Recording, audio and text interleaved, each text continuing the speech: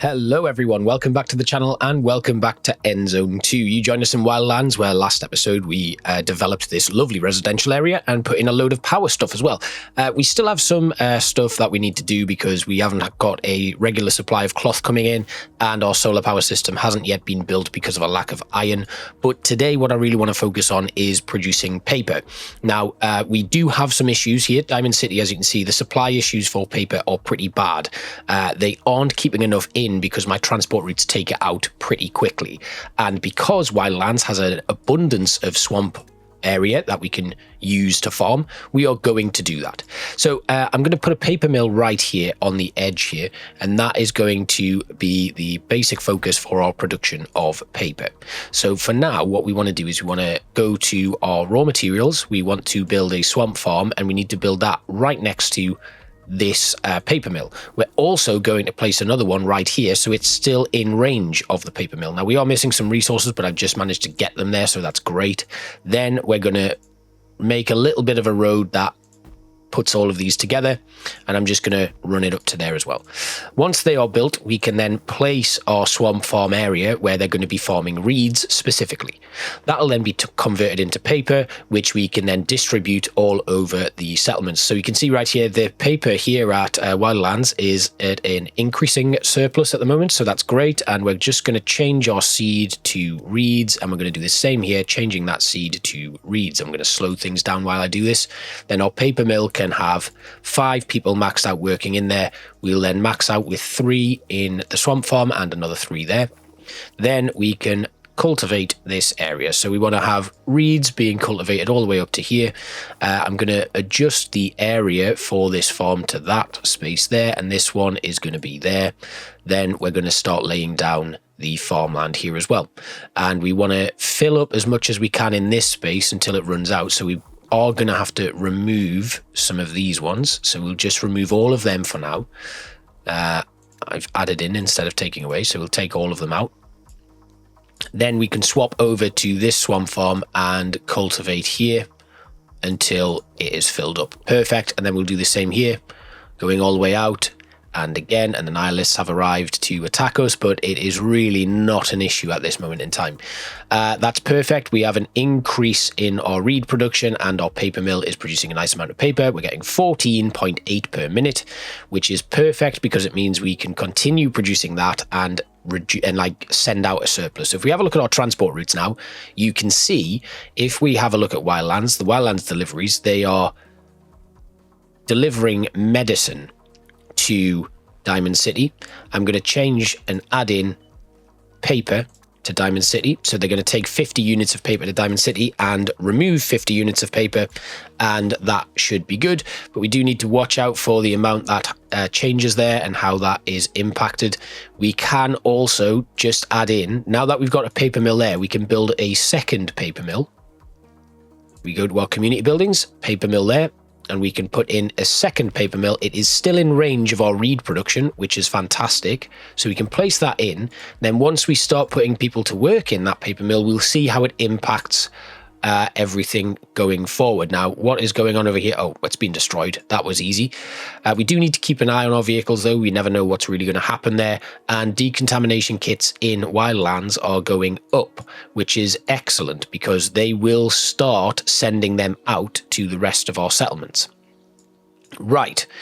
Now, the thing we can do, though, is we can reduce the production of our decontamination kits, or the use of our decontamination kits, by adding in some little changes here and there. And what we can actually do is we can just have one decontamination lab and constantly adjust the area that they are working in. That would reduce our overall consumption of decontamination kits, but my aim actually is to have a much better grasp on how we're using them. Like here, looking at our iron tools, that's not great. We are losing more than we are producing still, and it's probably going to be like that permanently. We don't have the ability to have any more iron than we currently are producing, which is a shame. So we do need to think of a different way to get our iron. Now, this swamp farm here is hopefully going to bring our reeds back into an increasing surplus, which is great. And we are now producing 27 units of paper per minute. And that will then be further increased once we get our school and set some educational subjects. Now, looking at what our paper mill needs, they don't have a depot nearby. So actually we can immediately build a upgraded material depot in this space here. That gives us a boost to the efficiency there, which means we'll be producing even more paper per minute once that has been built. If we educate in society, we will then get a further boost to our production. But I also want to lean into our decontamination kit production and our iodine mine production. Now, the decontamination lab, we need, again, for that we need ecology, and our iodine mine, we need economy and industry. So what I will probably do here is I will produce an economy bonus. I've just built, by the way, my solar power system, and that comes from our repair budget because vehicles have been dropping off stuff for repairs on a regular basis. You can see now our paper turnover has gone up by another single unit, or it might be 1.5 units, which is from the efficiency boost because of the depots. We've also got a road link to the town centre. That's 15%. If we put in a better type of road, now we do have iron tools to do this. Let's see the boost that we get by putting in a town road here. So if we put in a town road that goes all the way to our city centre, I'm going to do it all the way around, and we'll see what the efficiency boost we get from that is, because that might be something that we explore moving forward. So I've just put in the town road all the way through, and you can see the difference between these roads. That looks really nice. Let's have a look at what happens then. We get a 20% boost to the efficiency there, which puts our paper production up to 28.6 still. It doesn't actually change it by that much, but we now have a 30% boost there, and then a 6.3% boost because of the generalist. And I wonder if that's something that we could consider moving forward. So having a look there, it's still at 28.6 per minute. Let's go to education then. Now we need, for this, we are going to take society. So the first educational subject we pick is society. Then we wanted ecology. And also I'm going to take economy. So that will give us a boost to our education, our efficiency in this space. So we get the economy boost there. It will start going up once people are educated. Then we'll also get the boost. That's now at 28.2, 28.3. It is adjusting very slowly for some reason. Our paper mill production is going up, and over here we needed ecology, so that's good. That gives us an increase in our reed farms, so that's good. That gives us a really nice basis to carry on with. Now water here is going to be an issue. We are going to need to build some more water towers, because when we get a drought, we don't have enough water stored. Even though we are producing quite a bit of it, we don't have enough in storage to be able to cope with a heavy drought, especially given the population that we currently have. So we're going to put a nice row of water towers in this space here, and I'm going to run that all the way along here. Then what we're going to do is we're going to put some rainwater collectors in. I'm probably going to aim to have at least 10 of these. So that's already 8, plus the 2 that I've already got. That takes me up to 10. That's perfect. We are also going to need some more food depots. So we'll put some food depots in as well. Let's put them up. I'll put 1 here, because that is then in range of something that is collecting food. And I'll put another 2 here. Now, we are missing some resources for that. I think we're missing bricks, maybe, I would imagine. Now, this radiation protection warning is a little bit of a false flag, because eventually, once the convoys get to where they are, see, straight away, they're distributing that clothing immediately. We don't have scrap here. That is actually something that we could maybe invest in, because having a nice little supply of scrap would be useful. Let's do that then. So, again, we go to our raw materials. We want to build a scrap yard. We're also going to need plastic as well, so we can put a scrapyard there. We'll also add in a recycler, and the recycler can go on the edge there, and then we'll put in a recycler. Did I say recycler already? That's going in anyway, and then we can link all of this up with a road. I'll put a little road coming out here and another one going up and around, linking up with the settlement. That's great. We do need, however, we need some scrap. We need scrap and iron, and we are also going to need some cloth. So going back to my settlement, if we have a look over here, we've got a Titan there ready for action. So I'll take a nice big chunk of scrap. We'll also take, what else did we need? We needed iron. Now, I do have iron stored here, I think, unless it's being distributed and we've run out. Let's have a quick look. Yes, there's the iron.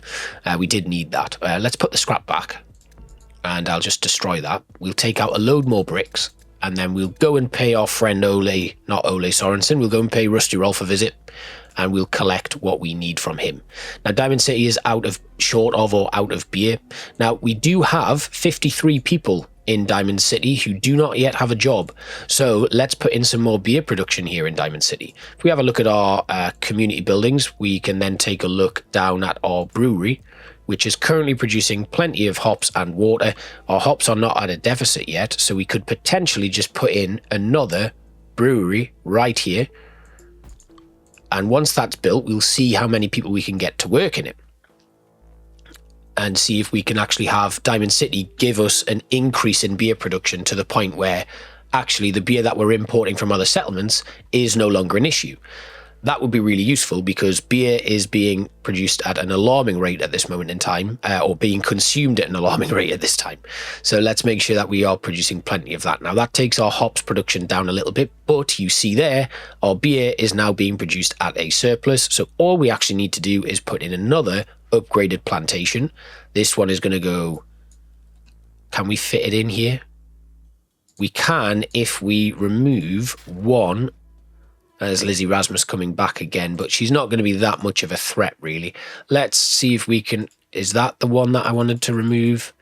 All I need to do is be able to fit this area in. So that wasn't it. Is this it? Yeah, there it is.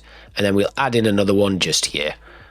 It doesn't need to be flashy or anything. Then that will allow us to put in another upgraded plantation right here. There's no depot in the vicinity, so that's something we need to be aware of. And we'll just make sure that we adjust the work area there and add in a new depot. This one I think is a material depot because it's hops. Then once that's built, we can get people working in that plantation. Now I think all of my plantations are actually being used at this moment in time, and they are fully stocked up on workers, so that is good. And you'll see, or you'll notice soon enough, our hops production will go back to a increase, and beer has come down again, but gone back up. So it's not completely stable. So we do need to adjust that. I'm going to change my seed here to hops, and then we'll place that all in. Now we've got plenty of space here that we can fill up. It can go right the way to the top, and we'll have it come along a little bit as well. There we go. Done. And we are now increasing our hops production, which is great. 13.4 per minute. Beer, of course, though, we're going to need another brewery.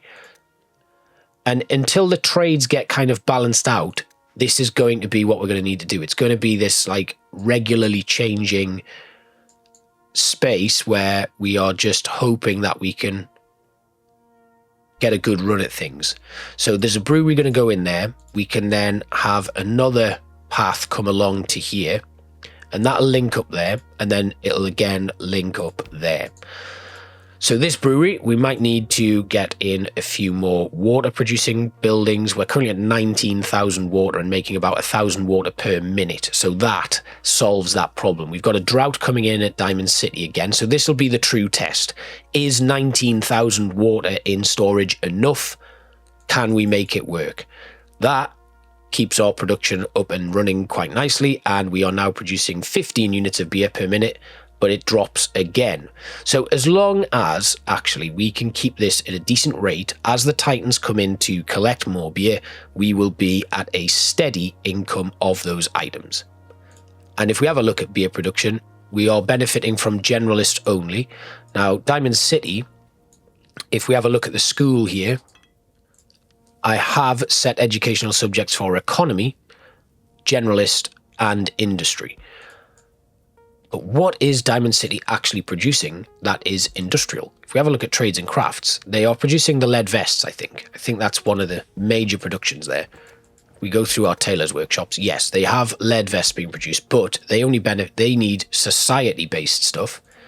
And here, they need ecology or botany-based stuff. And if we have a look at our breweries, they need society as well.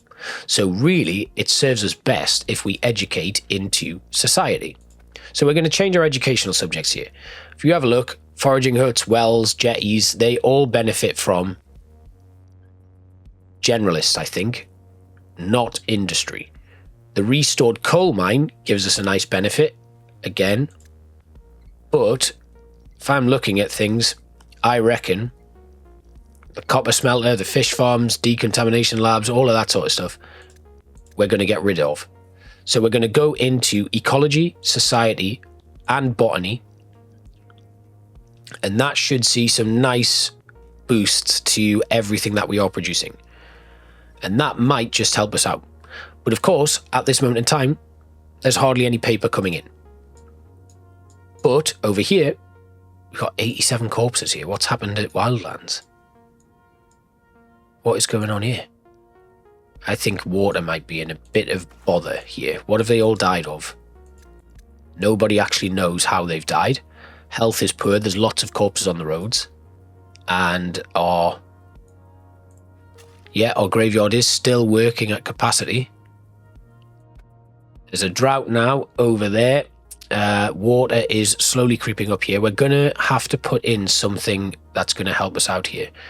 So I reckon we need an upgraded jetty again. We'll just put one in so that we can get water production coming in quite healthily.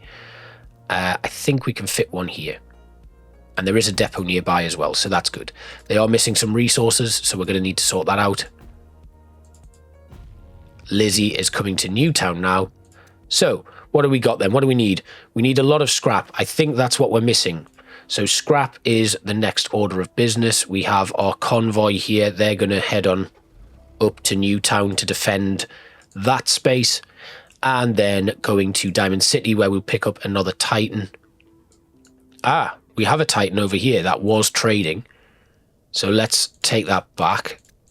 And we want them to just... We're going to bring in iron this time. And let's see if we can just take in a bit of a split here. So we'll drop out a couple of iron tools. We'll do that trade, then we'll leave. We'll go and drop this stuff off. Now, as you can see, their water, they are losing 2,500 water per minute.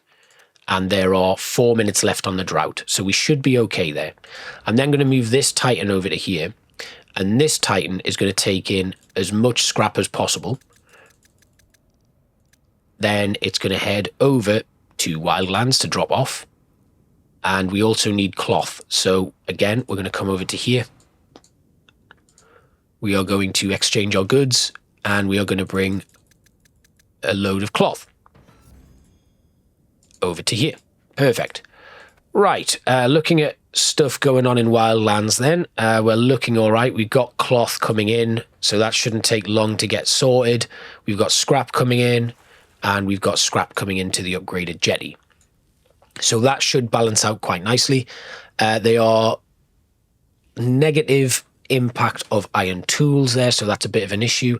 Water running out in Riverview and some damaged buildings as well. There's about a minute left on the clock there. So Riverview is going to be something that we need to look at. It might well be that we set up a little bit of a trade route here. And again, it looks like Lizzie Rasmus's crew have been completely wiped out again. We'll just finish that job off there quite nicely. Perfect. Right. So then they can come up, make sure we get some repairs in. I don't know what happened to the rest of her convoy and when they were all taken out, but they are now gone. And the drought has finished in Riverview, but people won't be happy with that. We have a fishery there that for some reason isn't being occupied or used. And our upgraded jetty actually doesn't have enough people working in it. Got another fishery there. The paper mill is running at full capacity, so that's fine.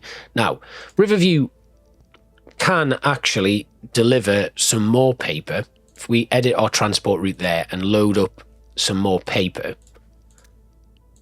that will be fine. Good. Right, then over here at Wildlands, we still have 54 corpses on the roads, but water is starting to tick up again. We are definitely going to need to get that next jetty built. So those 2 vehicles have arrived. They can drop off. And we can build everything that's remaining, including the little decorative pieces. And I think that covers everything. Got one more there. And, oh, we needed iron for that recycling centre. So let's max out the scrapyard and max out the recycler once that's been built. Perfect. Then we need to bring these 2 back up to here. We're going to drop off all of them, but we're going to take 20 units of iron. Let's take 50 just to be on the safe side. And then we'll head back down to Wildlands. 44 corpses on the road now.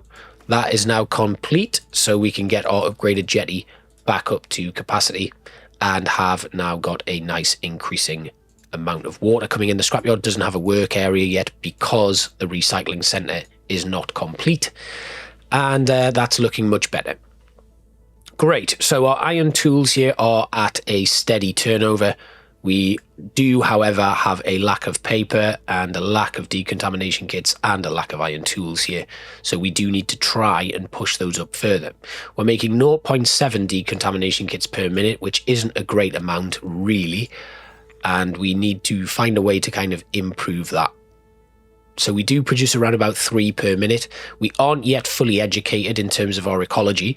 That is going to take some time, but 100% of our children are in education. It's the same here at the Iron Wall, and Mifflin, and Riverview.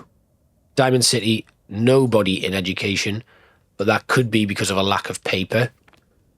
And if we have a look here, oh, it's now gone up to 100%. Perfect. Iron Wall, 100%. Malays, 100%. Newtown, 100%. Crimson Canyon, 100%. Newtown has dropped down to 79%, but that is because they need another school. They do not yet have enough schools to cover everybody, simply because there are so many people waiting for that education. Now, our hunting lodge here has run out of area, but that's sorted out quite easily. And if we have a quick look, Newtown is producing its own decontamination kits, and the level of contamination is fine. We have prohibited the use of lead vests here because we don't actually need them. So we're looking pretty good across the board. I think we might be ready to kind of consider everything done now. We're 10 seasons off. We're 10 seasons away from season 500. So I think that's what we're going to aim to do. We will finish on season 500. And unfortunately, the Nihilists, oh no, they are coming for this one, which is good. I was hoping that they'd come to you. Now what I'm going to do is I'm going to move this convoy of vehicles up to now you can see there's 7 of them. 7 Titans. And these guys are my trade caravan. So they are going to load up on as many bricks as we can fit in the vehicle. And they are going to take those bricks to our good friend, Rusty Rolf, and they are going to trade those bricks for iron tools. Once he's traded for iron tools, we can then bring those iron tools back to Diamond City, and the other convoys will distribute them to the nearby settlements that need them. There are settlements still receiving iron tools that don't necessarily need them, but they will then have a bit of a nice, like a surplus just in case, because we do have the dust storms coming in and they are pretty lethal. And it's always good to have a stock in place in case you need to repair things. And that's basically why I do this nationwide distribution chain. So we just move all of these vehicles down here. That's another one. And another one, and another one. And that is 1, 2, 3, 4, 5, 6, 7. There's 7 of them there. Okay, great. So we're going to have these guys head off. they are coming in. I better move my little buggy army down here. And that is them all dead. Great. Apart from the remaining parts of that convoy that are going to come in. Then our last step of today's episode, we're going to go trade all of this to Rusty Rolf, and we're going to get those iron tools. We could also come back and grab other stuff, but like, you know, we could trade these for decontamination kits to keep that stuff rolling in, keep ourselves well stocked and supplied. Looking at the paper and things, we're looking really good there. So our paper trade coming from Wildlands, we can edit that as well, and we can load in another 50 units of paper and export them as well. And that will bring a load of paper into Diamond City. You can see that is now increasing. The beer is increasing. Medicine is increasing, but kind of takes a little bit of a hit from time to time. So Wildlands will now start producing stuff like that. Right, great. We've got the recycling center set up, and now we will be increasing our scrap intake. We're then going to need to build some more swamp farms, and these swamp farms are going to be for the pure purpose of creating medicine. So for our medicine, we actually are going to need to have a look at that next episode because we are running out of time. So we are at season 490. We're targeting season 500. I don't think it's going to take us long to get there. Wildlands has sorted out the issue where there was a lot of death for some strange reason. We are now here at Rusty Rolf, where we're going to trade everything that we have. So we can trade all of this stuff in, and we can swap it for iron tools and look at how many we get. If we then decide that we're going to use our bargain, right, we get even more. So we are going to use it this time. And look at that. We've got almost a full trade. If we'd had like a gun or something in there, we would have got a perfect deal there. That would have gotten us loads of iron tools. And if we just keep going here, we drop out a couple there, and I think we get, okay, so it's 185 iron tools for a full load of bricks. That is not a bad trade at all. So what we're actually doing here is we are taking those bricks, we're turning them into the tools that we can't actually produce regularly ourselves, and that is then going to go back to Diamond City to be taken all over the rest of our civilization. And this is how we become self-sustaining. So all we do is we're bringing these things in, and whenever we need to top up, as long as we are producing enough of a certain material, in this situation, it's bricks. So it might well be that we go through to some of our other settlements and we make use of the brickworks as best we can. One of the settlements that is very good at that is the Crimson Canyon. They haven't actually fully utilized everything, so we can probably put in another few brickworks and clay pits. I think we have space for some more there, so we can do that if we need to. And it's just going to allow us so much more creative freedom and allow us to continue these trades. And all it would take is making sure that those regular convoys that are coming in are bringing enough bricks to Diamond City to make sure that they are able to kind of keep producing and we don't run out of them, which we are able to do quite easily, because by the time we actually finish distributing everything, we've got enough bricks in Diamond City in that moment to immediately restock the iron tools that we've just gotten rid of. The thing that is causing a bit of a bottleneck right now is some settlements are using all of the resources before they even have a chance to finish getting rid of them. Things like glass and stuff. We're not really worried about glass in Diamond City, because if we go to every other settlement, you can see the 680 in Wildlands, 628 in Last Refuge. It's all been kind of distributed around. And because they don't actually use them regularly, once they get to a max capacity on that, there's nothing more that needs to be done there. They'll just stay there. They'll use some every so often to, you know, make repairs, and then it'll be straight back to normal. So let's just dump all of the iron tools we've just got from that trade, and then you'll see what our total count is by the end. So what we've actually done there is we've traded for 1,295, 1,480 iron tools from our brick trade there, and we already have 2,200 bricks in stock. And what we could actually do, technically, is send this convoy here up to Newtown, and if I have a quick look at how many bricks Newtown have, they've got 6,000 bricks in stock. And Crimson Canyon has 3,000 bricks in stock, and they're actually full up. So I'm actually going to go to Crimson Canyon. We're going to say our goodbyes. I'm going to load up all of those bricks into these convoys. And essentially what it's now becoming is this convoy management simulator, because there's nothing more we can do to develop.